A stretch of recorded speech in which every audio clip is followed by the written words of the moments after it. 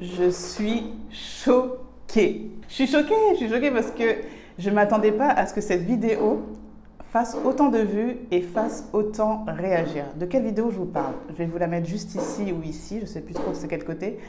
Mais cette vidéo a suscité pas mal d'intérêt et ça c'est très intéressant.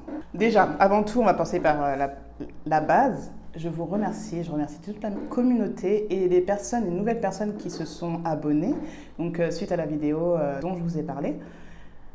Merci, vraiment merci parce que du coup ça donne de la force, de la visibilité et voilà en fait je suis là pour partager, on est là pour partager, donner du contenu gratuit, mais en retour j'avoue avoir des abonnés et puis tout cet intérêt ça fait chaud au cœur, merci. Alors si tu passes par ici, je t'invite à t'abonner à la chaîne si tu ne l'es pas déjà et à liker les vidéos, à regarder aussi le contenu que je propose. Ici, on parle d'Afrique, d'entrepreneuriat et de retour en Afrique notamment. Okay, et mon but, vraiment, mon objectif avec mon mari qui est mon partenaire, c'est de faire en sorte que les personnes qui reviennent en Afrique le fassent avec succès et que les personnes qui sont en Afrique puissent également upgrade. Okay, donc dans cette vidéo, je vais vous parler en fait des commentaires qui m'ont pas mal choquée, qui étaient assez virulents. Donc pour vous remettre dans le contexte, mon mari a interviewé donc, un membre de la communauté donc, qui vient tout droit de la Guadeloupe. Et donc cette interview, vraiment géniale, en plein cœur de Cotonou, a suscité pas mal d'intérêt, ce qui est super, parce qu'il y a aussi, on va pas parler uniquement du négatif, mais il y a eu pas mal de retours bienveillants, donc merci à vous. Et d'autres commentaires donc, qui m'ont pas mal choqué, comme je vous disais, et pas mal virulents. Et suite à ça, en fait, on a fait un constat assez triste. Donc, on va en parler juste après le générique. Salut chers Futurepat, je suis Stéphanie, et si tu me suis sur cette chaîne, tu sais que mon parcours m'a conduit à revenir en Afrique avec ma famille. Alors, retourner en Afrique, c'est un rêve pour beaucoup d'entre nous. Mais soyons honnêtes, c'est une aventure qui vient souvent avec son lot de peur et d'incertitude. J'ai reçu tellement de questions à ce sujet et je sais que beaucoup d'entre vous se sentent perdus ou craignent de ne pas être préparés. C'est là que notre workbook entre en jeu. Imagine un plan détaillé, étape par étape, pour les 12 mois avant ton retour en Afrique. Un plan qui prend en compte ta situation, que tu viennes seul, en couple ou en famille. Le workbook Plan d'action pour ton retour en Afrique est basé sur notre expérience réelle et sur celle de notre réseau ainsi que des accomplissements et surtout des erreurs qu'on a pu faire. J'ai été à ta place, je sais exactement ce que tu ressens, mais surtout j'ai fait ce voyage avec mes 2 filles et mon mari. Et c'est cette expérience, les questions qu'un tas de personnes nous ont posées qui nous ont inspirés à créer ce workbook. Il est né de vos questions et des réalités que l'on a rencontrées. Clique sur le lien en description, fais de ce retour en Afrique une aventure réelle et bien préparée. Ose rêver, mais passe à l'action aussi. C'est mieux, hein? Donc là, premier commentaire, il s'agit des Haïtiens contre les Guadeloupéens. C'est vrai qu'il y a eu des petites querelles entre les Haïtiens, les Guadeloupéens, les Martiniquais. Mais en fait, ce qui est dommage, c'est de prendre des expériences qu'on a avec quelques personnes ou un groupe de personnes et d'en faire une généralité sur toute la population. C'est vrai, en Afrique, ce soit en Afrique, en Europe, partout, il y a des querelles entre des groupes d'individus, mais ce n'est pas pour autant que ça représente tout le pays ou toute la population. Donc, quand je vis au Canada, par exemple, à Montréal, il y a une forte communauté haïtienne. Il y a aussi également une communauté plus guadeloupéenne, martiniquaise également. Et ce que j'ai constaté, c'est que sur Airbnb, quand on veut louer des logements donc, aux Antilles, nombreux sont des Haïtiens, donc qui possèdent justement les maisons et qui ont des biens aux Antilles. Et aujourd'hui, on le voit, les Haïtiens sont installés, intégrés, que ce soit en Guadeloupe ou en Martinique. Enfin, je vois pas où est le problème.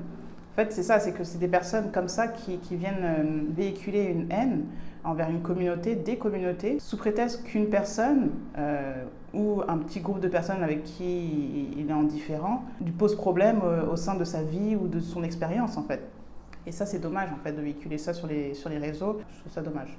Donc concernant le sol empoisonné, donc ça je vais pas vous faire l'histoire. Hein. Par contre, ce que je ne comprends pas avec ce commentaire, c'est que, ok, le sol des Guadeloupéens et Martiniquais est empoisonné, pourquoi ils ne vont pas en France? Là, en fait, ce qu'il faut savoir, c'est que, oui, il y a des Antillais qui vont en France. Par contre, le fait de venir en Afrique, ça n'a rien à voir avec le fait que le sol est empoisonné. C'est beaucoup plus profond. C'est juste une question de reconnaissance aux sources, de retour aux sources, de comprendre d'où ils viennent, leurs racines, tout simplement. Donc, en fait, il n'y a pas polémique, c'est juste que ces personnes-là, elles veulent se reconnecter avec leurs ancêtres. Il n'y a pas à faire de débat sur ça. Alors, ce commentaire. Alors déjà, tout d'abord, j'aimerais lui dire merci. Merci d'avoir choisi le Panama et félicitations. Merci pourquoi? Parce qu'on ne veut pas ce genre d'énergumène, en fait, en Afrique. En fait, c'est clair, c'est simple, il n'y a pas à tergiverser. Merci, premièrement. On va rentrer dans le vif du sujet. Cette personne-là dit qu'elle n'aime pas les opportunistes. Nous sommes tous des opportunistes. Toi qui me regardes, tu es opportuniste. Moi, je suis opportuniste. Mais tout dépend de la définition de votre opportunisme. Je vous explique. Donc déjà, voici la définition d'opportunisme.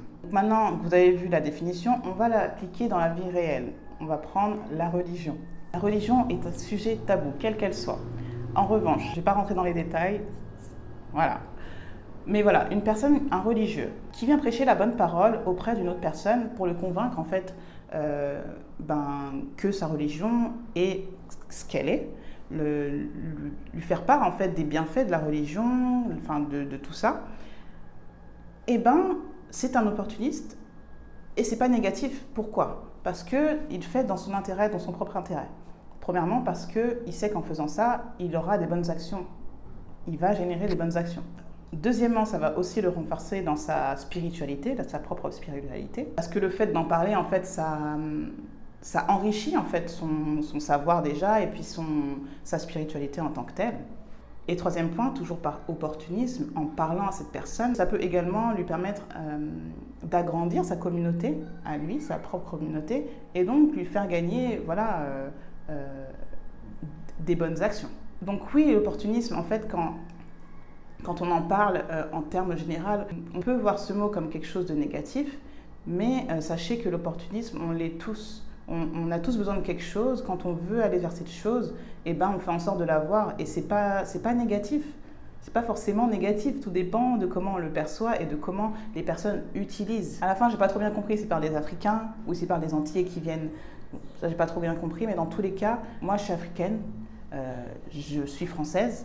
Je viens au Bénin. J'ai un visa, en fait. C'est clair. Voilà, il n'y a pas... Ça dépend de la politique du pays et de ta nationalité et puis d'où tu viens. Point. Alors, ce commentaire, franchement, j'ai rigolé. J'ai rigolé parce que les gens. Quand je vois le mot marabout avec une connotation négative, péjorative, ça me fait rire. Parce qu'à la base, c'est comme le mot vaudou. Vaudou, la plupart des gens pensent que c'est quelque chose de négatif. Voilà, je vais faire du vaudou sur toi. Ils voient les poupées où on met les aiguilles, vous savez. Non, c'est risible parce que du coup, c'est risible, mais en même temps, c'est triste. Parce que du coup, tu vois la méconnaissance des gens et qui véhiculent ça sur les réseaux. Et ça fait de la peine. À la base, un marabout, c'est un savant qui apprenait la science religieuse à ses élèves, notamment en Afrique de l'Ouest, au Mali, Sénégal et tout. Et pour la petite histoire, à la base, un marabout, c'est une personne qu'on consultait en cas de problème et qu'on consulte toujours. Bon, allez, je vais faire l'effort, je vous mets la définition de marabout. Ce mot est devenu justement péjoratif. Pourquoi? Parce que la colonisation a fait, tout comme le vaudou, en sorte que ce mot et ses pratiques soient diabolisés. Pour terminer donc ce joli commentaire, ok, bon, quitter la Guadeloupe pour aller en France, ça c'est un choix, ou plutôt aller en Afrique, bon ça c'est chacun ses goûts comme elle l'a dit. Par contre, refuser la civilisation, ça fait, je sais pas, je sens un peu ça comme péjoratif, genre c'est pas civilisé en Afrique. Ah ma grande, viens voir, viens, viens seulement. À titre d'exemple, ayant vécu en France, vivant également au Bénin, quand je vois certains Parisiens et leur civilité, et quand je vois la civilité ici, viens, Viens seulement au Bénin. Je me demande vraiment lequel est moins civilisé. Mais bon, on ne fera pas trop de commentaires sur ça, ok? Alors voilà, donc ça c'est une partie des commentaires qu'on a reçus suite à la vidéo. Donc comme vous le voyez, donc il y en a qui sont assez virulents, d'autres qui sont un peu, bon, voilà.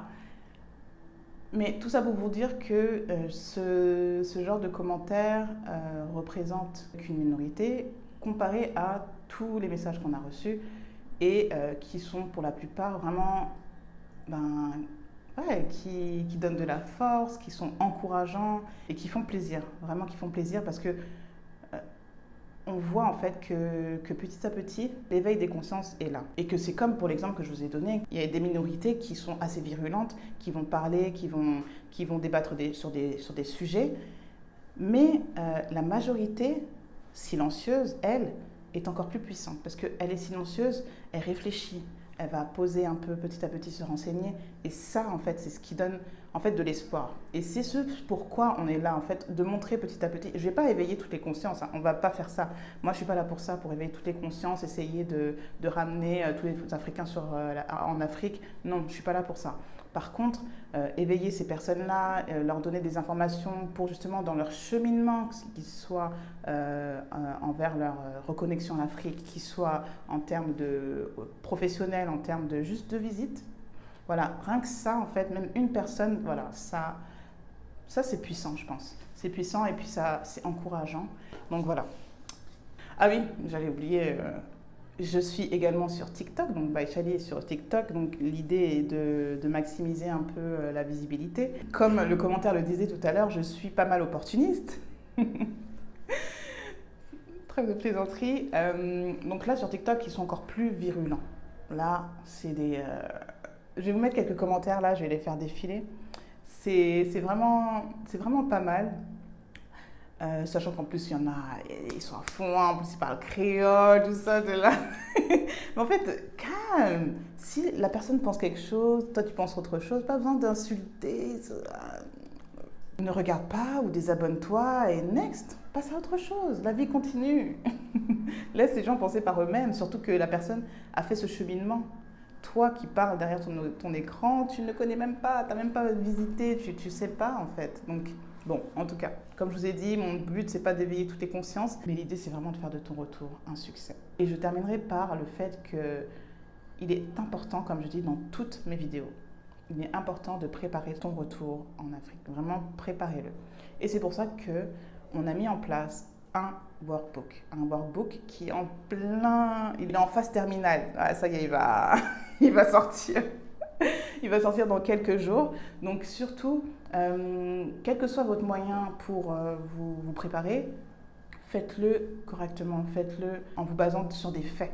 Alors si toi aussi tu veux faire de ton retour un succès, je t'invite à cliquer sur le lien en description pour t'inscrire sur la liste d'attente. Le workbook va sortir dans très peu de temps. Alors sois aux aguets, vérifie ta boîte mail surtout, regarde tes spams et prends soin de toi. Ciao!